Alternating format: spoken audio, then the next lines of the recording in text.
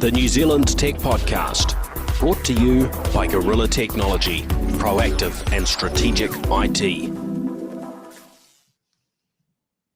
Greetings and welcome along to the New Zealand Tech Podcast. It's good to be back. We have Brett Roberts joining us again today. How are you, Brett? I'm good, thank you. It's good to be here again, as always.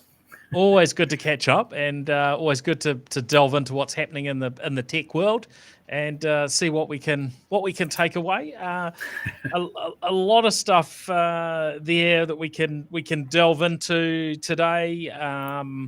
Artificial intelligence seems to be an ongoing theme.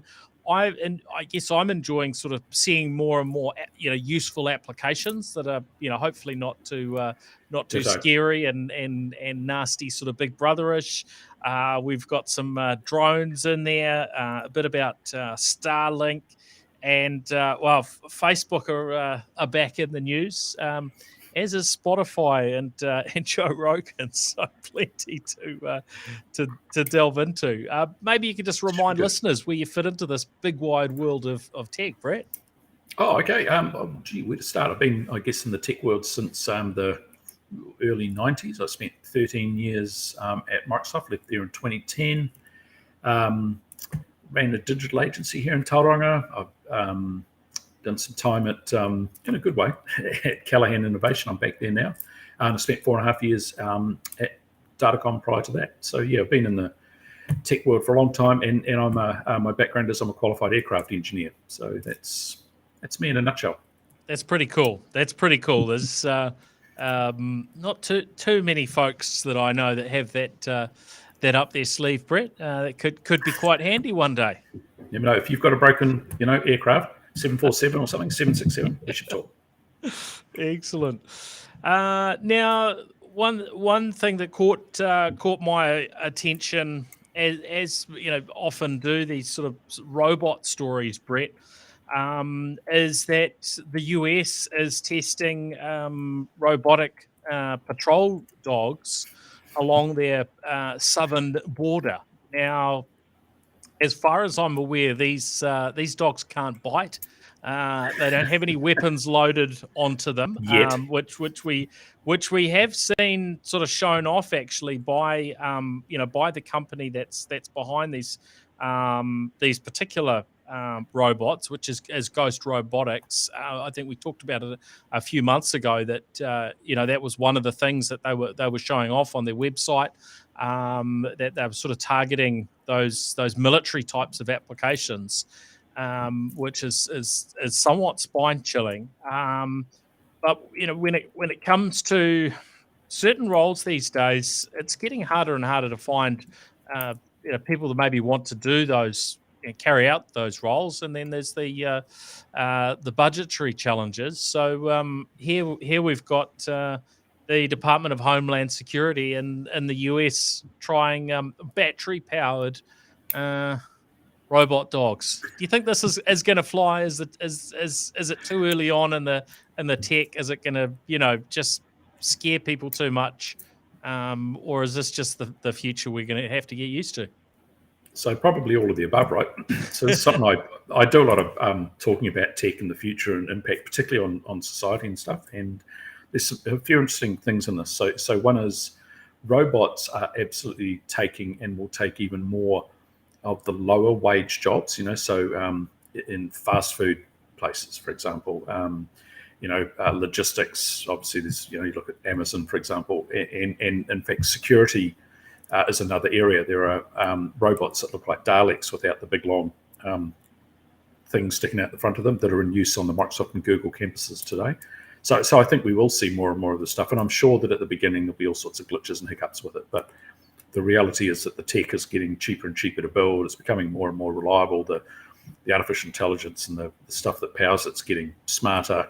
The sensors, the cameras built into them are getting better. The battery technology is improving. I mean, I think it's a genie that you can't stuff back in the bottle, right? I'm sure there'll be all sorts of things that'll go wrong. There's a wonderful Black Mirror episode about the robotic dogs, which is well worth watching. It's absolutely terrifying. It's brilliant. I just think you're just going to see more and more of this type of thing. And you've only got to watch those Boston Dynamics videos of their robotic dogs opening doors so another one can walk through, and going upstairs and all that type of thing. This isn't the future. This is the now, right? So, yep, we're going to see more and more of it.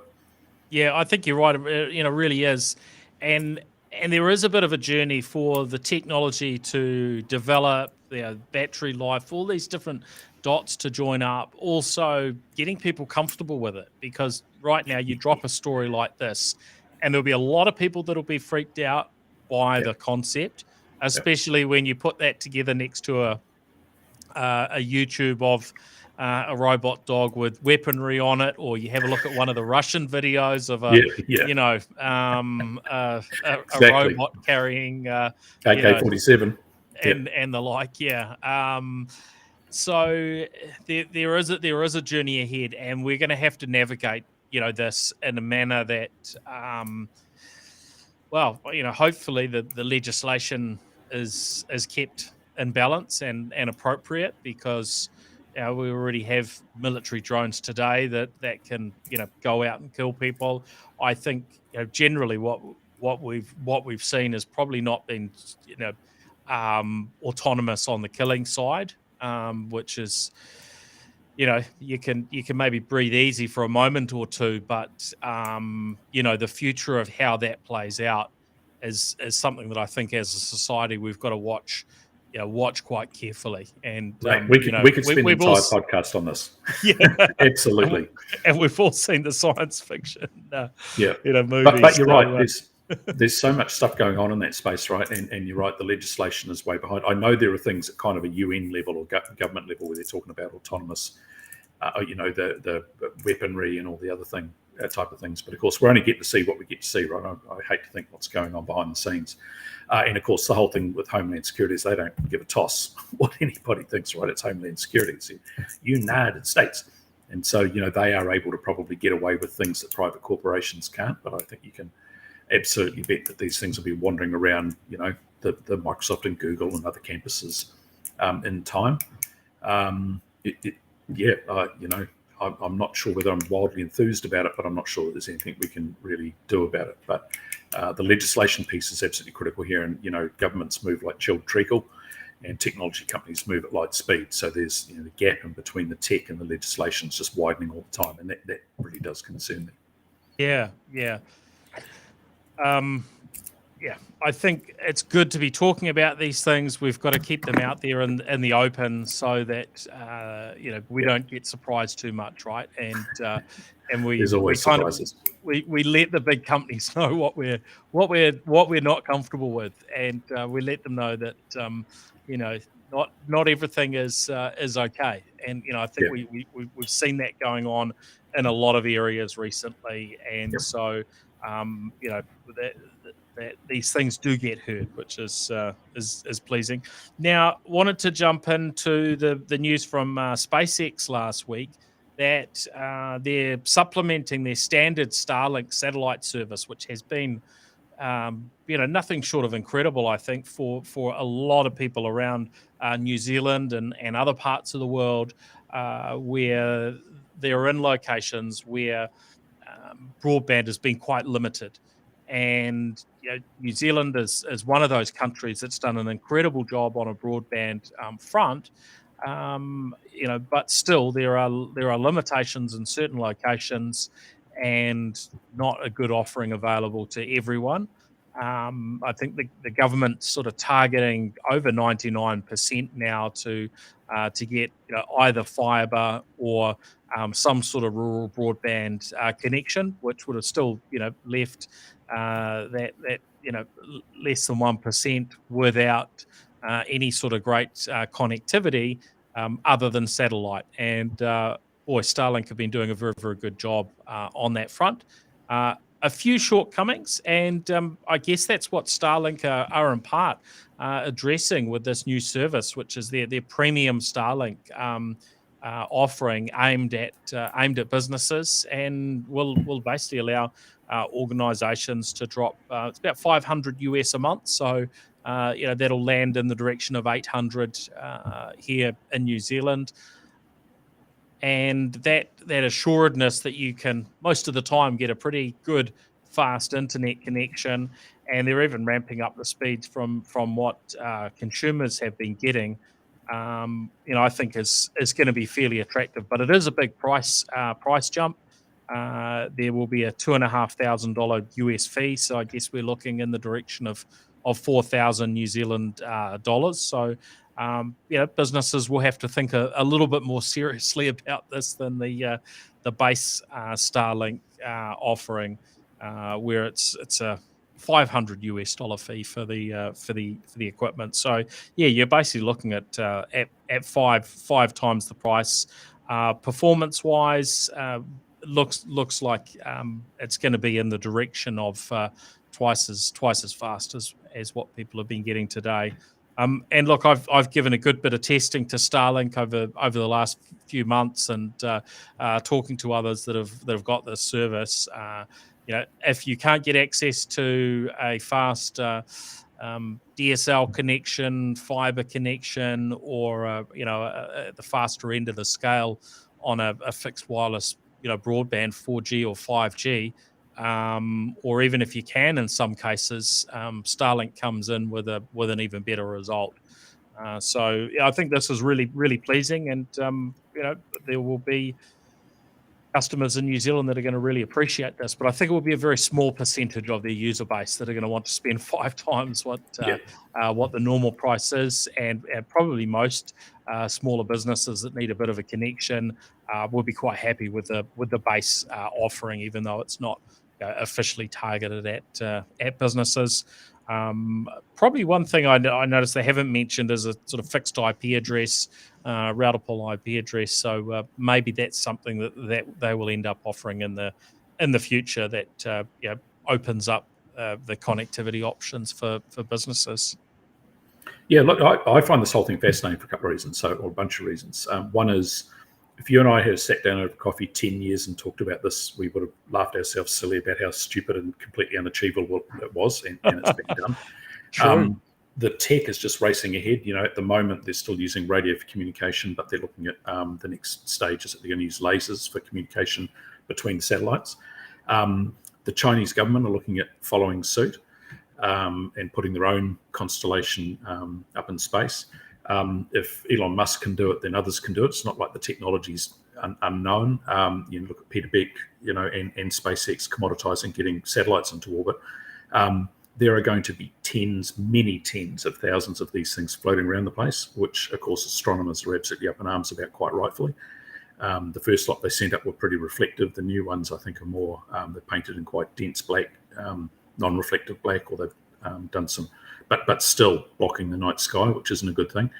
They're providing internet coverage to people that can't get it, which I think is absolutely incredible. It's $500 for that service today, but with the stroke of a pen, it could be $5. And what I think is really interesting with this is, I would imagine if you're the chief executive of Spark or some of the larger telcos, the whole idea around sovereignty, right? That all of a sudden a US telecommunications carrier could break the pricing models of internet access in New Zealand. Obviously, there's a massive capacity thing in there. They need to build out the infrastructure and all the other stuff, but it's technically doable. And so it will be interesting to see how they play that out. Elon Musk, as I've said it on this podcast many times, is as mad as a cut snake, but it's a very clever cut snake, right? He's genius level material, and strategically thinks ahead of the others, and he moves faster. They could do that. What would happen if we woke up on a Monday morning and Starlink was $5 a month for incredibly high speeds? What could the local companies do? I'm not sure, but I bet someone in those organizations should be thinking about this stuff, right? This is international competition. So isn't it interesting? 5 years ago, we wouldn't have thought that an international telco could potentially come into New Zealand and take over some of that market share, and now via Starlink and similar offerings, they can. So I think the geopolitics of this is as fascinating as the tech, to be honest. Yeah, and look, we've been in this position for a number of years where we look at global players that have so much power, and Facebook and Amazon are I guess a couple will be continuing to talk about on a regular basis. But this is an area that, just a very, very few short years ago, we wouldn't, it wouldn't have been something we'd be expecting to talk about. But if we look at, what's happening, and at the moment they've got about 2,000 Starlink satellites, roughly, that are in service. But that number is supposed to accelerate and be more than 10 times that Yeah. in the years ahead, and deliver better and better results. But already they're delivering some phenomenal performance. So Well, it's the other thing, just while I think of it, was that just a few weeks ago, the Chinese government announced that they had performed a successful test where they'd taken a satellite out of orbit. yes, So I think we are now in this. I'm sure that the Chinese government would not like the idea of thousands of US company-owned satellites flying over. Yes, they do internet access, but it's not hard to fit cameras to them as well. So I think we're going to see all sorts of interesting things play out here that we just can't comprehend at the moment. But what's that ancient curse? May you live in interesting times. We live in interesting times, right? yeah, we certainly do. And already we've heard concerns from was it China or Russia? I know we spoke about a few weeks ago with having to maneuver things around, Starlink satellites, right? Correct. So, Yep. and that's while there's a small number. I mean, relatively small. Yeah. It's grown the number of satellites in space by about 50%. But with where that's heading, it's going to be very, very interesting times. And with nobody owning that real estate in space, there's going to need to be some interesting Some work rules. ahead. Yeah, Otherwise, that's suddenly right. your internet gets knocked off, and That's right. certainly There's a seeing that bright flash of light above your house, and your internet Yeah. connection no longer works. That's right. boom, you're back to much slower communications if we look back to the days before the internet. That's right. Let's hope we don't have to deal with too much of that. On the Tonga front, I know we've chatted about them a bit over the last few weeks. We talked about them getting some connectivity back, and I think Pacific had come in there. We also have had recent news that that Starlink are working with setting up a sort of a temporary 6-month base in Fiji for ground connectivity back to fiber, so that they can help Tonga as well. So things are moving reasonably quickly there. In some ways, but in other ways, the fiber is still not back up as far as I'm aware. So we've got maybe a little bit more of a waiting game ahead. So That fiber thing's interesting. Imagine when they're planning that stuff out. Look, there's an undersea volcano here. Should we go around it? It's going to cost a bit more. Maybe we'll just anyway. Tunnel right through the middle. Yeah. That's right. What could possibly go wrong? Now on to this story to do with artificial intelligence and airline delays. This was a story that the BBC had covered, and I guess what I find interesting is I'll say, what amazing things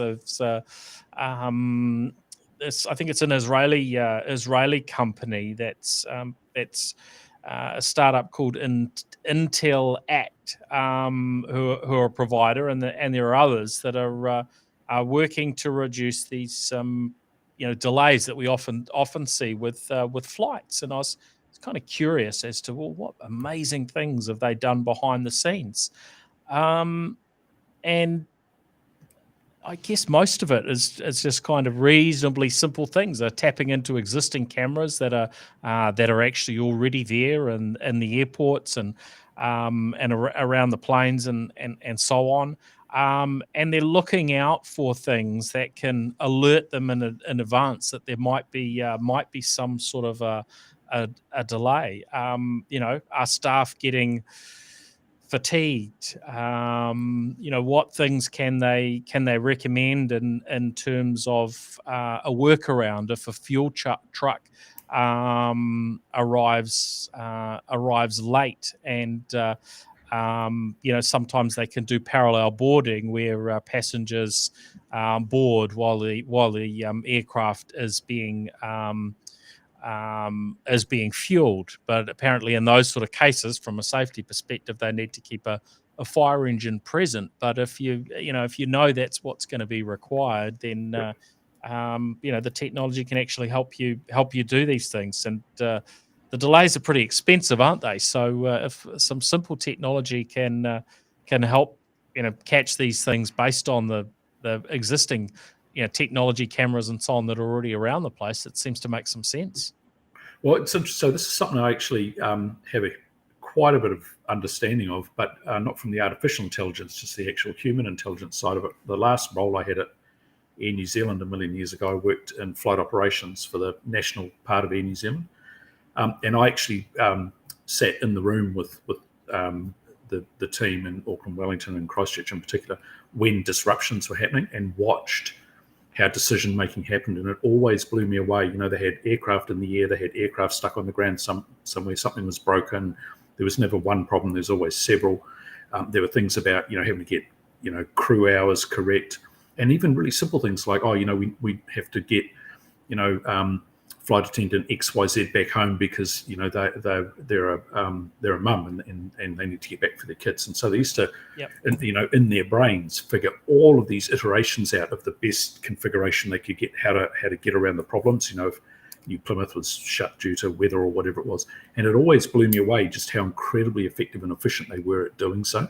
And it also struck me as something that if you could somehow gather all of that stuff out of the neurons and turn it into bits in a computer, that you could probably do a good job at. And it sounds like that's what this Israeli company has done, right? But the interesting thing is there are just so many iterations. I think it sounds like they're doing, when they're using cameras and where fuel trucks and fire trucks are, etc., is one thing. But some of those other things, and also predicting ahead, trying to figure out what the weather's going to do at such and such a place, and we know that New Plymouth will be closed in the next 12 hours, and let's sort that problem out before it even occurs. That was, and these guys, and they were all guys at the time, could make these decisions in the space of just minutes, single-digit minutes on a quick conference call. They'd figure all this stuff out and reroute and whatever. It was really, really cool to watch, right? And it's always amazed me when I was working for an airline. I have no idea how they ever get an on-time departure. The number of things going on in the background to get an aluminium tube in, empty it, clean it, fill it up with people again, shove it out and get it done on time, fueled up properly, the right crew at the right time and everything else is just mind-bogglingly complex. It's pretty cool stuff. Yeah, and it's also pretty cool when they manage to actually be ahead of schedule, right? Which surprisingly actually seems to happen in New Zealand. Yeah. So it is incredible how many things that have to fit together. I guess one of the elements the BBC article talked about is the widespread use of smartphones now, right? And it's just slowly crept up on us. I was hearing a presentation where somebody was saying, 60% of the population now have a smartphone. I think that figure's probably out of date somewhat, right? Yeah, by a long shot. These things just keep moving, and we've got, I think, certainly more smartphone or more mobile connections in New Zealand than we have people. So that's right. we know these figures are very, very high, and just keep getting higher. COVID has contributed to that. Right across the population, the encouragement to run the COVID Tracer app and so on. It's an ever changing world, and once you rely on people running, say, an Air New Zealand app on their device, and maybe you're able to track where they are within the airport. So that's being done today, these right? pieces in, right, and it just gets better and better. That is being done today. So Auckland Airport have done some. I know because I was very peripherally involved in it, but Auckland Airport have done some incredible work around Bluetooth tracking and knowing, where people are generally. There's lots of people over here. There's lots of people in duty free. There's planes boarding, and they can do some quite clever stuff with that information. So yeah, you're right. It's that classic thing of a little bit of data can go a long way when it's used well. But yeah, I mean, tech just has the potential to make that whole, because I hate airports, right? Tech has the potential to make all of that so much better, once we get back to using airports again. But yeah. Yeah, well, I was in the an unusual position recently, and it used to be more common for me many years ago. But I was in the unusual position to be sitting with my son, grabbing some breakfast in the Air New Zealand lounge, and thinking we had another couple of minutes before we needed to board. And you get this loudspeaker announcement with our names. Yeah, I've had that many times. That's okay. The shame, but you can just imagine this is something where you're going to get pinged, directly in the future. They know exactly where you are, Correct. exactly how far away, and how full the ramp or the tunnel is of people onto the plane, and so on, and when to give you an electric shock through your phone and tell you to get data and analytics. It's the future.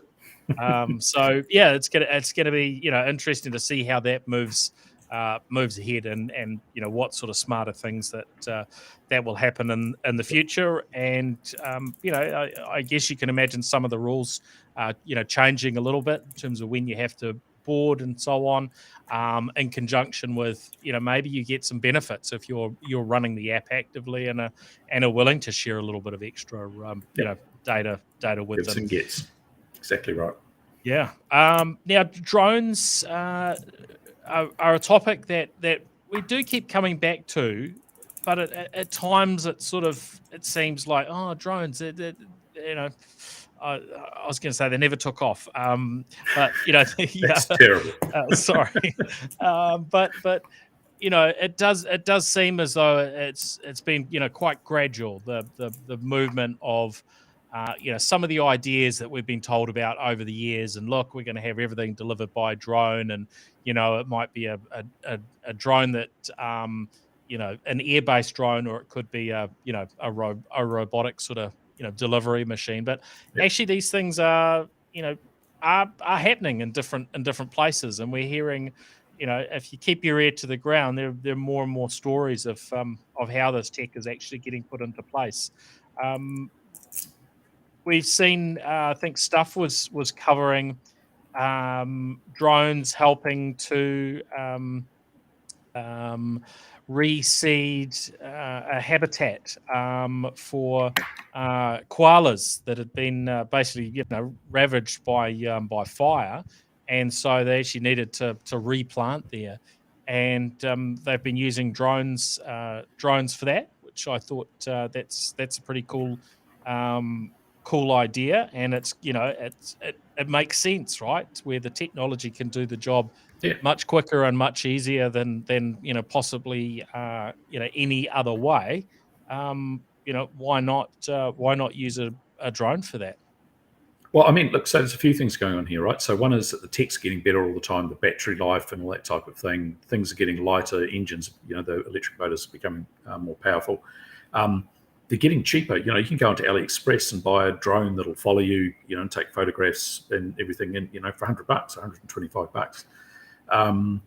So the tech itself, and of course it's just a software game, right? The chipsets are cheapest chips, funnily enough, and you can literally program a $100 or $200 drone to follow a flight path along certain waypoints based on GPS and hover and all sorts of bits and pieces.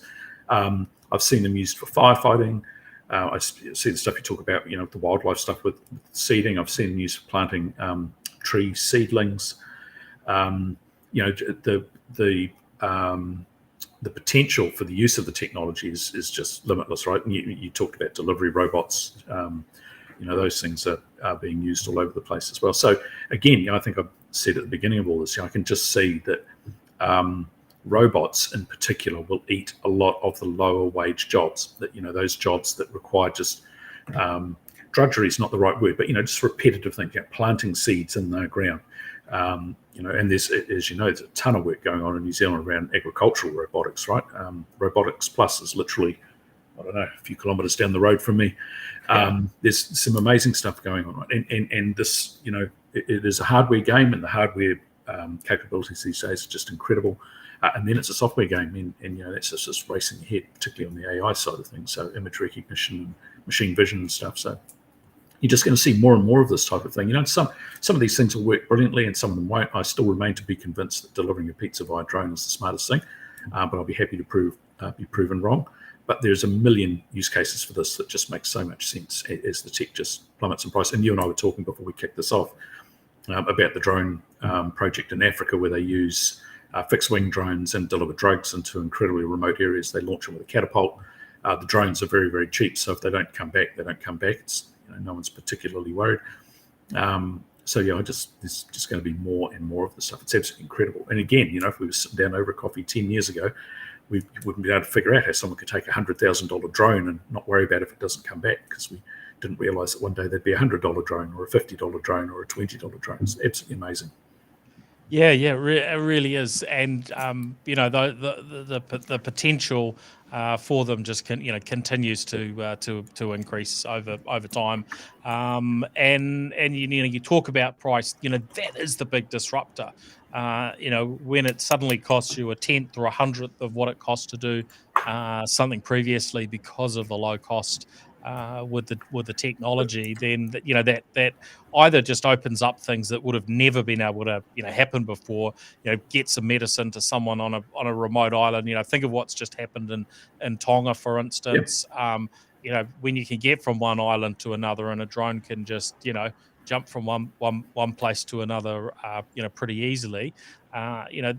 These things can be very expensive to do any other way, but if your drone does it, then these could be lives saved quite easily that wouldn't have been previously.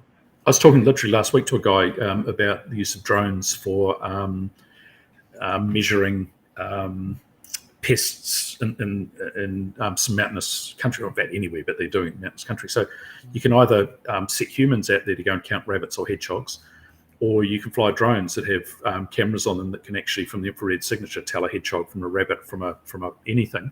And of course, the next step on from that is if you go and identify pests, you could potentially even precision drop pesticides. And again, you're sending a X $1,000 machine into the wild. But health and safety wise, there's some things that kind of go away because drones don't get health insurance or ACC. So the number of roles that can be automated, not just automated, but actually made even more efficient. I would imagine that a drone can cover more territory, count more rabbits and hedgehogs than a human can in a shorter space of time.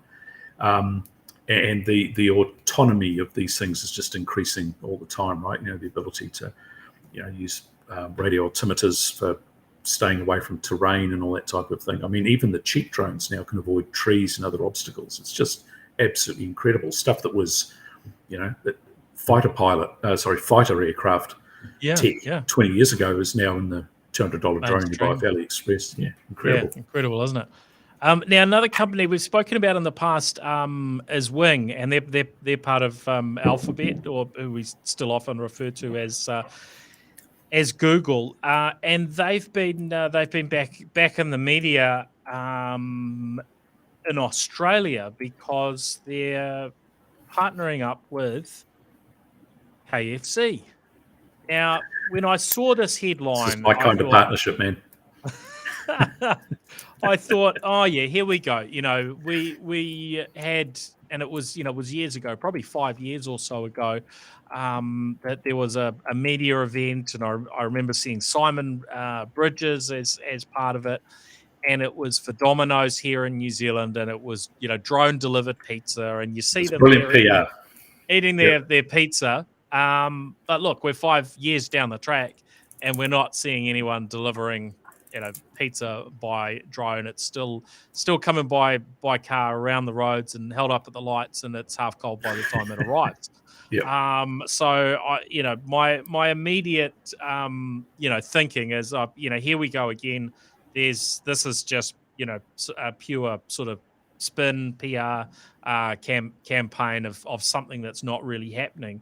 But then I read that this involves Wing, the company I mentioned, with their drones, which are pretty impressive. They've done over 100,000 flights through their testing and so on.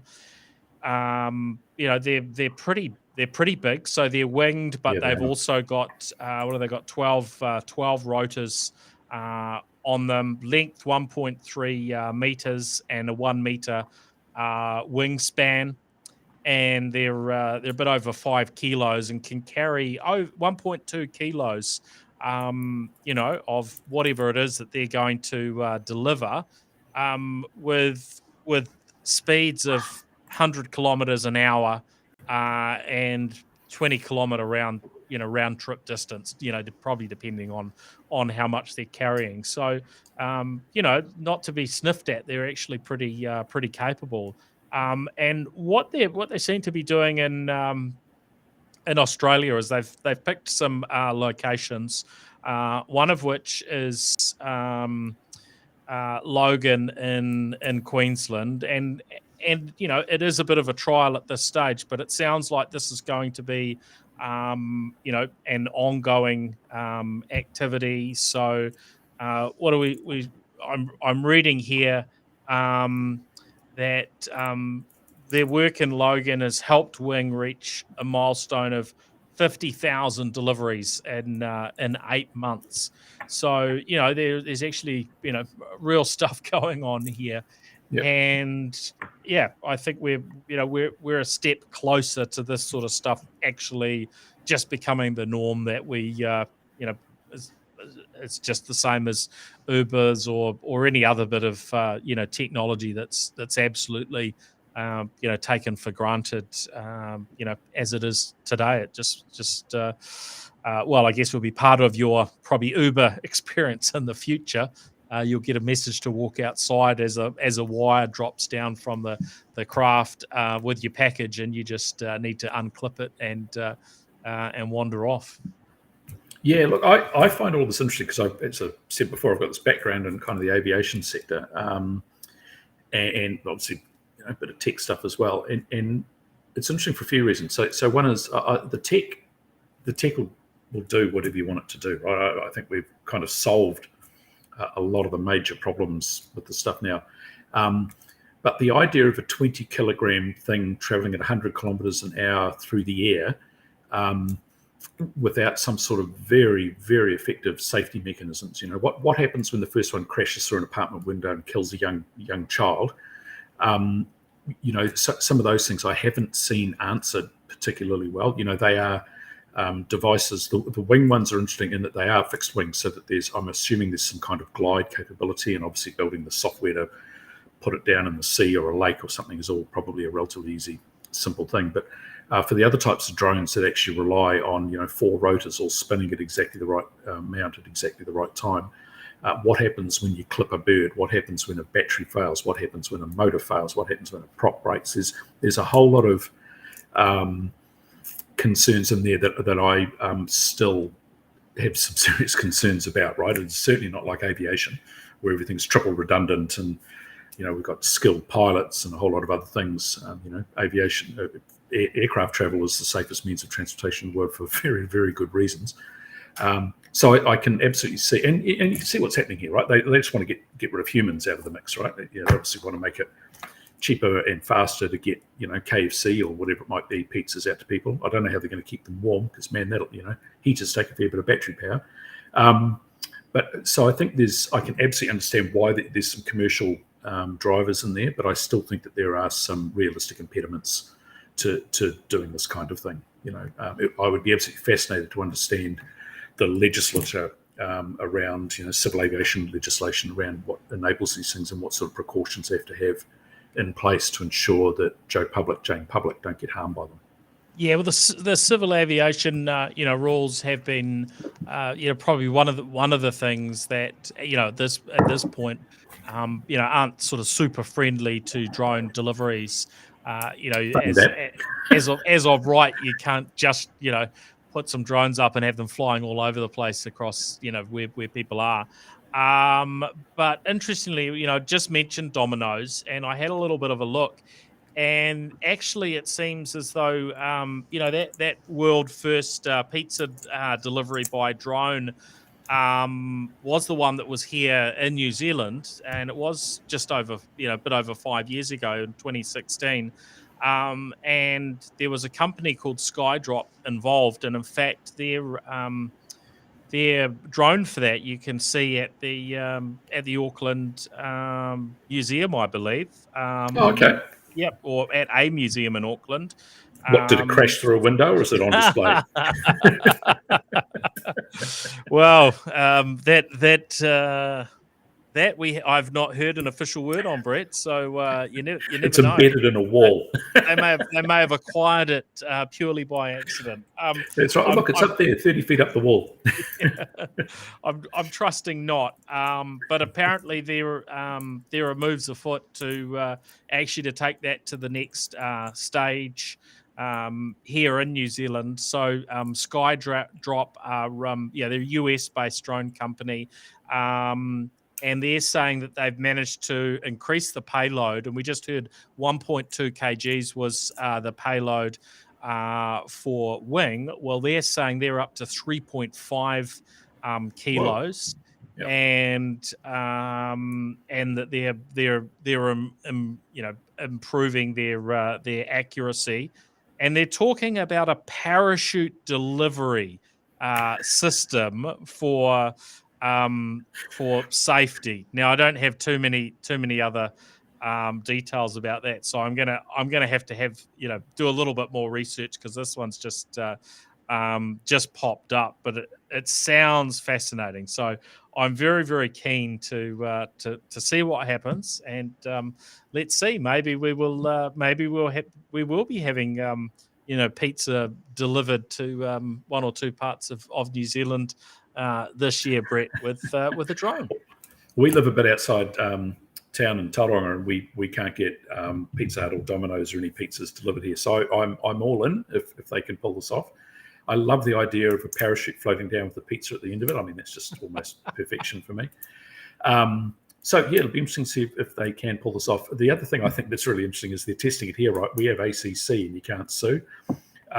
So this is probably the ideal country in which to have some terrible accidents and not affect the bottom line too much. That's the cynic in me coming out. But I'd be more interested to see if they're testing these things in New York City and LA than little old New Zealand. So we'll be the guiney pigs, and then they might think of those right. Those more populated spots, Brett. Maybe they'll focus on your area or outside of Tauranga. I'll put my hand up to be a beta tester. I'll get a crash helmet. Now, before we finish up, a couple more things wanted to delve into. One is Facebook, or Meta, as they're now called. They've really had a pretty big fall from grace as far as their stock. No, isn't it great?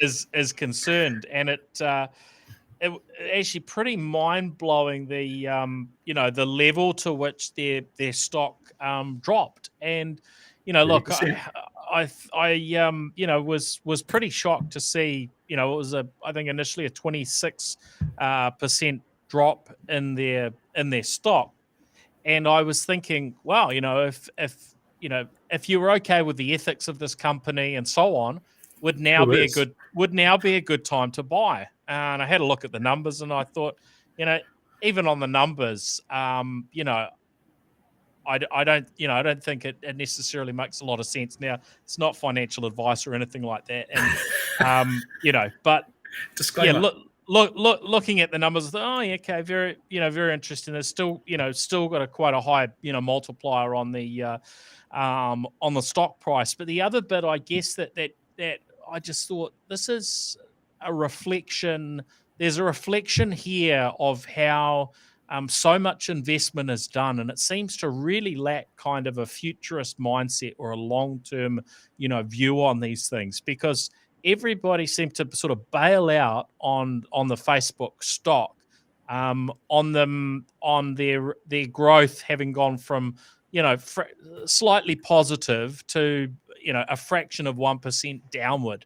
Now, this trend has been coming for a very long time. If you were, following all the numbers and so on, it's pretty obvious that there were, certain age groups, the younger audience especially, without too much interest in Facebook. So, this was, you watch the curves and so on. It was, I don't think there was a whole lot of news here. That was my feeling on it anyway. When I spoke to News Talk ZB about it on Friday, Brett. I mean, what do you think about this? Right. So this is one of my little hobby horses, right? So allow me to climb aboard. This is the beginning, right? This is the very beginning. Do not, and I'm not giving you financial advice, do not buy Facebook stock right now. They are facing an absolute tsunami of legal threats, right? They've got Lena Khan, who's the chair of the FTC now in the United States, has them well and truly in her sights.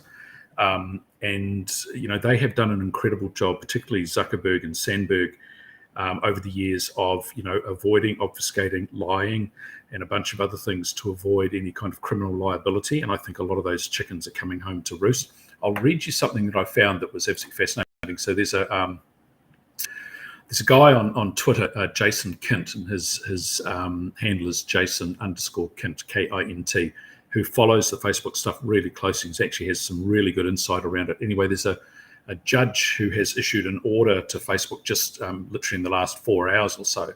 And I'll just read you the text because it is just so absolutely in your face. It says here, by no later than 4 p.m. on Thursday, February 10, Facebook must file a letter on the docket designating a single executive from the company as final responsibility for all discovery decisions in this litigation moving forward. That executive must attend the Zoom status conference at 4:30 p.m. on Thursday. If the executive has other plans on Thursday afternoon, they are ordered to postpone them. So I think that their ability to avoid this ever-tightening noose, I think, is vanishing rapidly, and I don't think that that's going to boost their stock price. I think it's going to tank it. The other thing, too, that's playing out here that's really, really important is the Tim Cook versus Mark Zuckerberg thing. That whole stopping tracking in iOS 15 is an absolute death knell for Facebook, right? Or it might not kill them, but by God, it's going to absolutely damage them. So there is this big battle going on at that level that, it's kind of Apple versus Facebook, privacy versus none of it. And I think, so with that, with multiple lawsuits against them, and with Lena Khan, particularly at the helm of the FTC, she's a 32-year-old wunderkind. She is absolutely incredible. I really do think that the days of Facebook just giving the middle finger to the legal system in the States is well and truly over. And I also see that they've threatened the EU with pulling out of the EU if they have to process customer data on European servers versus US. And it's like, good luck with that, mate. So yeah, that just seems like a really stupid thing to, exactly. So to it couldn't happen to a better company, right? And I use Facebook because there's no good alternative at the moment. But, I think that they have done an amazing job of treating their customers or their product, which is you and I, like trash. And I'm more than happy to see those chickens come home to roost. It'll be interesting to see how they fare. But it's not like any of this wasn't predicted, and it's not like any of this isn't deserved. So I hope they're not a sponsor, and if they are, they're probably not now. But don't worry. Bring it on. To me, when we have sponsors or partners for the podcast, we always say what we think, and that would never stop it.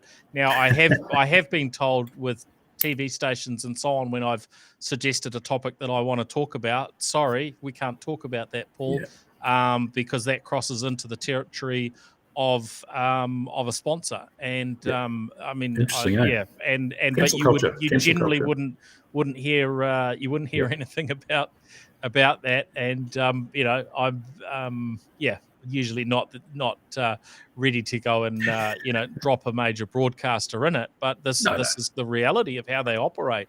If you see a brand that's sponsoring something, I know how it works, in the mainstream media, I mean, there is a lot of power for that brand, and it's my mind was a little bit blown by that can actually stop a topic being discussed. But anyway, that's just how it one is. last thing on this too, which is that Peter Thiel has just announced that he's going to step off the Facebook board. I think it's a few months down the track.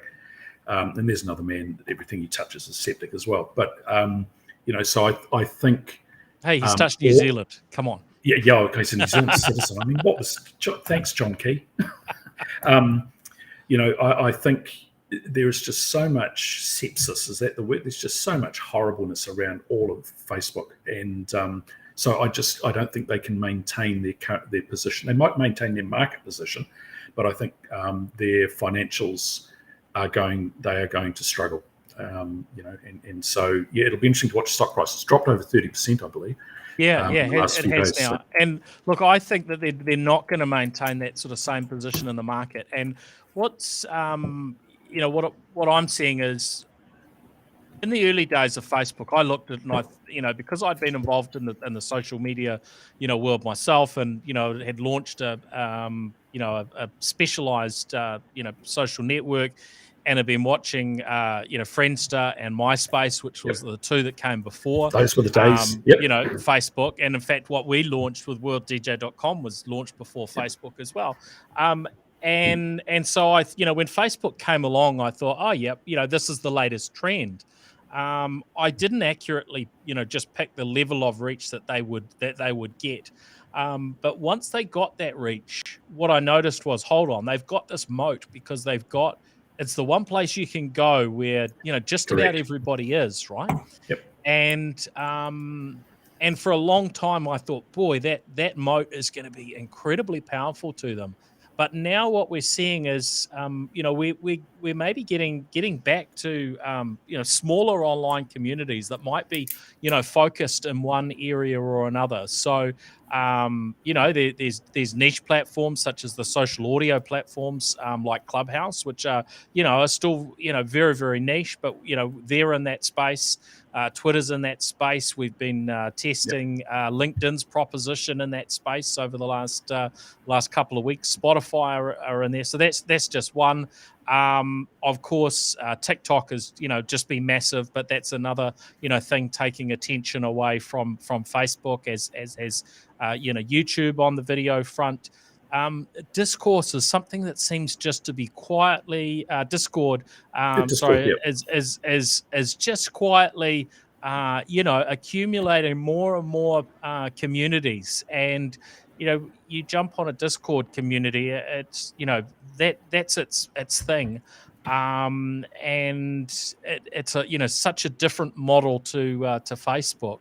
And then you look and think, well, what do we actually need Facebook for now? And we're only all there because everyone's there, right? That's the magnetic. It's the network effect. Look, there's another. We're not anymore as well, right? Because there are people that are so fed up that they've quit, and then there's a younger audience that aren't going near it because it's not the place to be anymore. There's another interesting time ahead. There's another lawsuit that's of interest too, which is, I think it's the FTC. I'm not sure, but in the States, Google and Facebook have been accused of collusion in order to bump up advertising rates, and those are literally jailable offences in the States. And I was listening to another podcast over the weekend where they were talking about the fact that some Google employees have been, I think, in discussions with like FBI people, like senior law enforcement people, on the basis of you spill the beans and we'll give you some sort of immunity. So I think that really does change the game when execs can potentially go to it. Look, all of those companies can just write $1 billion checks. They really don't care. That's just a cost of doing business. It's like, cost us $1 billion. I worked for Microsoft. They had a similar model a little while back, right? They've changed their tune, but they saw some of those fines as a cost of doing business. The minute people might start going to jail, everything changes, right? So I think you might see some behavioural changes, but it might be too little, too late. And again, and I've made my thoughts about Facebook pretty clear. It couldn't happen to a nicer bunch of people. So all good. Bring it on, man. Okay. Well, lastly, looking for something else controversial to talk about, Brett.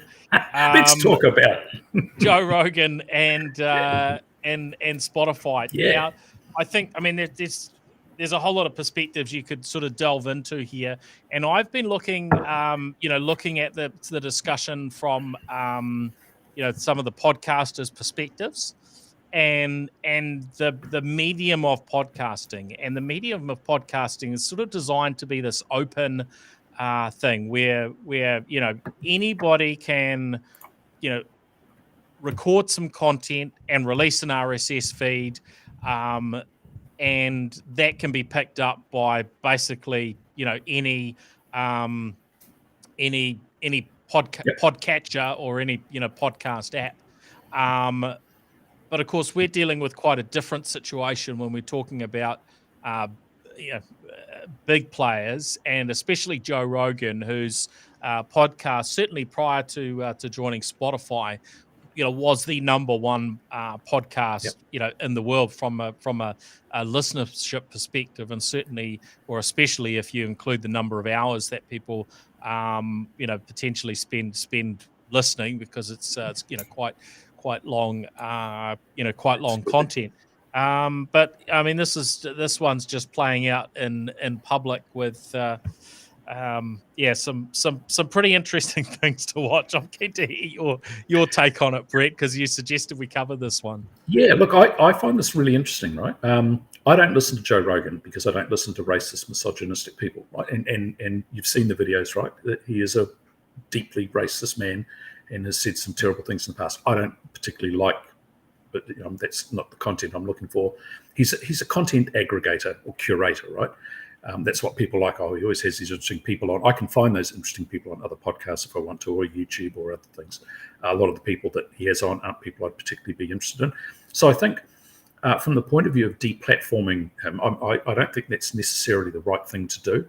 I think it speaks volumes, the current situation speaks volumes for the incredibly poor due diligence that Spotify did, before they gave him $100 million to come on board. Either that, or it speaks volumes for the fact that they knew all of the stuff and did it anyway, which says something else about Spotify as a company. I suspect that they are genuinely surprised about some of this stuff. But the videos that I've seen of some of his previous podcasts and some of the comments he's made are utterly unacceptable. And I remain to be convinced that a heartfelt apology afterwards changes someone's behavior. That stuff comes from somewhere. I can see how he's wired. He's not the sort of person I have any particular interest in seeing. But by the same measure, I don't think I would like to see him, be shut down on Spotify. And even if he was, he would pop up somewhere else. It's not like he's being deplatformed at all, or there's any cancel culture. Advertisers might run away in droves. Who knows? That's how capitalism works, right? You vote with your dollars. So I'm all for that. That's perfectly okay.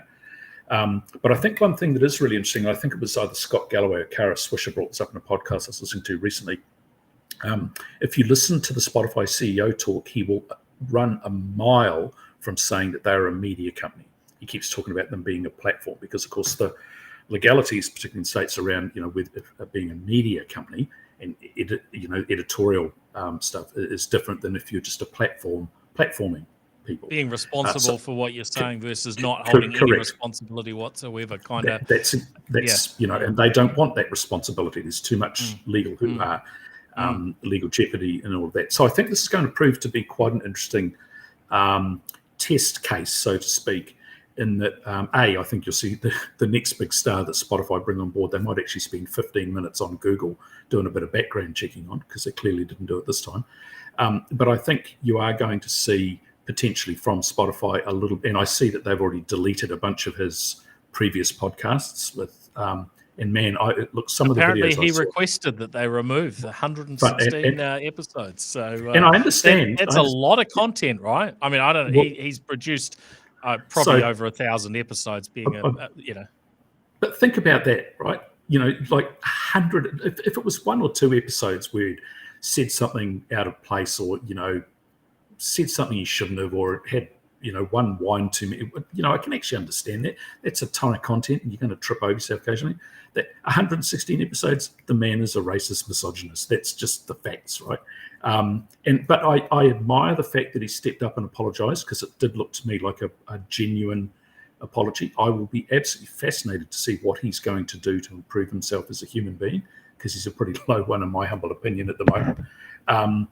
What's the personal work he's going to do to do a better job of that, rather than just, oh, geez, sorry about that. Oh, probably shouldn't have said those things. I'll try not to say them in the future. I don't think that's sufficient for someone in his position. So, yeah, and I think the other thing too that's important in all of this is, and I don't know the answer, what's the responsibility of those people that have, literally many tens of millions of followers, getting, and starting, what happens when they broadcast information? You can have, controversial information is one thing. What happens when they broadcast something that is actually factually incorrect and can cause harm? Now, when a media company does that, I think that's one thing, unless you're Fox, of course, where they don't care. But what happens, for Spotify, what's their responsibility? I don't know, but I think these are things we need to think about. I think the whole idea of just anybody being able to say anything, anytime about anything, I'm not 100%. You can't shout fire in a crowded theatre, right? At some point, there needs to be some level of, I don't know, code of conduct or something with this, right? Because in a lot of ways, I think, something making the world a better place, keeping it the same or making it worse. And I think in some ways, some of these things are making it worse. At the same time, they're making other parts of it better. And I think we need to have the discussion. So I don't think they should shut the guy down. I admire the fact he's made an apology. I don't like him as a human being. I don't listen to his podcast. But I think it has kicked off a very interesting discussion. So we'll see how it plays out. Yeah, for me, it's the discussion I'm interested in terms of what can we learn and what can we take away from this, because there are all sorts of things that influence, how we feel about these things. And, I know people that I think are really great people that happen to listen to the Joe Rogan podcast and absolutely love it. Yeah, me too. I've got good mates, really good people too that listen to it. Yeah. Absolutely. So, and I've listened into a few bits and pieces over time. Elon Musk was on there with one that got a lot of publicity when a bit of smoke rose and whatnot. Yep. So he's been able to attract some really interesting folks and some quite interesting discussions, but it's certainly not something that I've got the time to to listen into or have ever subscribed to. But as I say, many people do. And I am concerned around some of the sort of the deplatforming and cancel culture things that we find in an appropriate way forward to be able to have discussion. And there's a degree to I guess some of the stuff that I see that goes on platforms like Twitter and so on, where it's like, hold on, that seems actually a bit heavy-handed. Where's the be nice? It's not coming through. So we do have to sort of figure out a way forward on some of these matters, right? But I think you raised some interesting things. If you're a dick on Twitter, you'll get shut down, right? They've got it's not perfect, but at least there's somebody in there thinking about some of this stuff, right? And at times the moderation's absolutely terrible, but at least they seem to be trying to do something. This is all brand new territory, and I think that's obviously part of the challenge. And look, I think the whole listenership thing is really interesting. Most people did not know that stuff about Joe Rogan. I'd seen some of that stuff prior, right? And he didn't particularly, his style and that whole just who he is and how he is just isn't my cup of tea, right? So I voted with my feet or with my ears, and I didn't listen to him. I've got good friends and people who are good people, they're a good set of values, who do listen to him. I'll be interested to see if they continue to do so, right? So his content is one thing. The responses I got from people when I was stirring them up on Facebook recently was, but he has, he's great guests and asks interesting questions. Great. That's fantastic. He's a racist as well. How do you feel about it now? And I think these are things, I don't know what the answers are, but the content is one thing, the platform is another, the host is another thing. What would happen if the leader of the most far right group in New Zealand had a podcast and had guests on? How would we feel about that? I actually don't know. I would be deeply uncomfortable with it. But these are kind of things, they didn't run TV shows before. They didn't have, or maybe one or two of them might have on News Talk ZB, but they didn't have their own radio shows, right? Whereas now the ability to get out there and get your message out is very, very easy just because of the internet, effectively. So I think there's all these pathways we have to head down, conversations we need to have. and understand the implications of some of these things. I will not be listening to Joe Rogan. I'm not telling others not to. I'd like them to think about, is that, and my test question, I think, is, how would you feel about your 19-year-old daughter listening to Joe Rogan? Because some of the content he talks through is pretty unpleasant. Would you feel okay for Joe Rogan to be in a room with your 19-year-old daughter? There's the message, there's the medium, and there's the I guess the moderator kind of thing. And I think it's an interesting and complex relationship, and it's all kind of new territory. We're going to have these conversations, but I'm absolutely not in favour of shutting people down. I'm voting with my feet or my ears again. I'm not going to listen to them. That's cool. Yeah. But I would like to think that in light of what's kind of come out over the last week or so, that some people might be questioning whether they should listen to him, or whether he's a person that they would encourage their children to listen to, right? Based on what they know now, they didn't previously. It's a good consideration.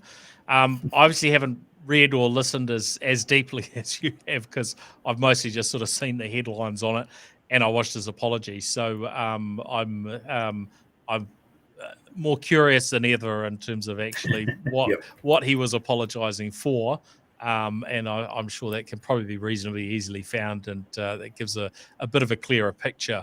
I'm picking on his character. So yeah, thanks for that, Brett. It is a really important discussion. That we look at some of these things that technology facilitates, and how do we as a society navigate through and make appropriate decisions that are going to suit over a long period of time, a long period of situations. And look, I think this is a nice way to kind of round things out, right? This is the classic thing in the world of technology. It races ahead at light speed.